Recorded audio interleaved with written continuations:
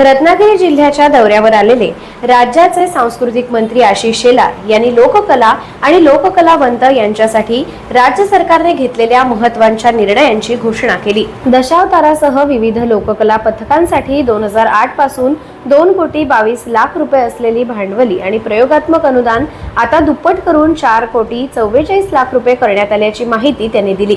या निर्णयामुळे लोककला पथकांचे चालक आणि कलाकार या दोघांनाही वाढीव आर्थिक लाभ मिळणार असल्याचं त्यांनी सांगितलं। त्याचबरोबर कोकणातील पारंपरिक नमन आणि जाकडी या लोककलांना प्रथमच राज्य शासनाकडून प्रयोगात्मक अनुदान देण्याचा ऐतिहासिक निर्णय घेण्यात आला असून त्यासाठी 10 लाख रुपयांपर्यंतच्या अनुदानाची तरतूद करण्यात आली आहे। भविष्यात राज्यातील इतर लोककलांसाठीही टप्प्याटप्प्याने अनुदान वाढवण्याची भूमिका सरकारची राहील असंही शेलार यांनी स्पष्ट केलंय। मराठी चित्रपट, नाटक, लोककलावंत, वृद्ध कलाकार, सांस्कृतिक पुरस्कार आणि विविध सांस्कृतिक उपक्रमांसाठी शासन सातत्याने काम करत असल्याचं सांगताना महाराष्ट्र हा वृद्ध लोककलावंतांना नियमित मानधन देणारा देशातील एकमेव राज्य असल्याचा दावा त्यांनी केला।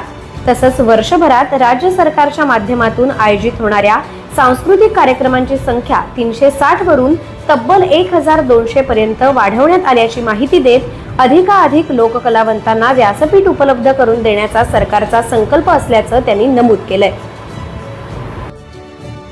आणि त्यामुळे सुनेवर आम्ही प्रेम करणारच। सासूरवास कोणी करायचंय नाही। सासू सुना म्हणून एकत्र राहण्याचं काम आमचं आहे आणि आम्ही एकत्र कुटुंब म्हणून तो करू। पण नियम आपला स्पष्ट आहे, जुना असवा नवा। व्यक्तिनिष्ठा ही व्यक्तिप्रेमापुरती महत्वाची, हे स्वाभाविक आहे।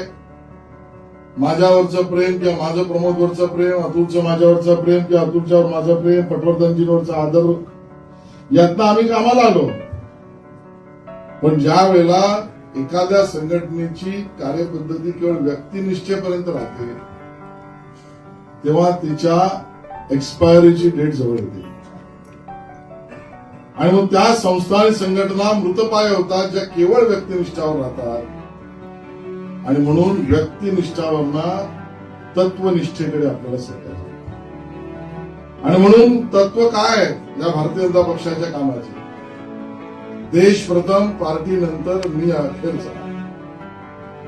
आणि या भावनेने एक विचारधारा अंत्योदयाची, सामान्यातल्या सामान्य गरीब माणसाची सेवा, सांस्कृतिक पुनरुत्थान या दिशेने असलेल्या कार्यपद्धतीची तत्व, प्रवास व्यक्तिनिष्ठा ते तत्वनिष्ठा आणि तत्वनिष्ठेकडून सिद्धांत निष्ठेपर्यंत जायचं असतं।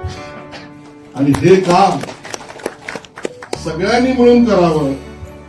रत्नागिरीत एवढ्या मोठ्या प्रमाणात या जिल्ह्यात अतुलजीने उल्लेख केला, जिल्हा परिषद सदस्य, पंचायत समिती, नगराध्यक्ष, नगरसेवक, पण ही सगळी ताकद जी आहे ती तत्वनिष्ठा आणि सिद्धांत निष्ठेपर्यंत जाऊन राष्ट्राय स्वाहा म्हणते जनतेला स्वाहा, नगर नागरिकांना स्वाहा या दिशेने काम करण्याची भूमिका आपण सगळ्यांनी घेऊया आणि त्यामध्ये आई भवानीच्या आशीर्वादाने आपल्या सगळ्यांना यश मिळेल अशी अपेक्षा करतो।